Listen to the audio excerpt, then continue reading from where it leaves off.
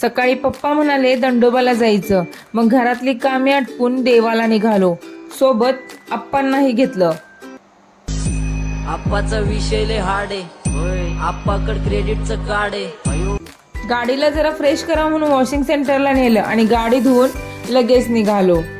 सिद्धेवाडीच्या खणीजवळ म्हणजेच भोसे गावाजवळ असलेलं दंडोबा देवस्थान. दंडोबा हे प्राचीन देवस्थान आहे. मंदिराच्या मूर्ती अगोदर खोदकामामध्ये सापडल्या आणि नंतर मग मंदिर बांधलंय.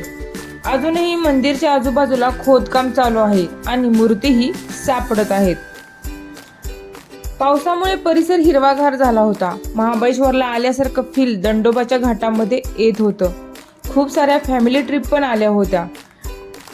खरं तर गाडी अगदी मंदिराच्या जवळ जाते, फारसं चालावं नाही लागत. तर काही शाळेच्या सहली सुद्धा आल्या होत्या. मंदिरच्या बाहेरचा रस्ता खूप साऱ्या वस्तूंनी खेळण्याने गजबजला होता. दर्शनाला गर्दी होती, पण दर्शन छान झालं.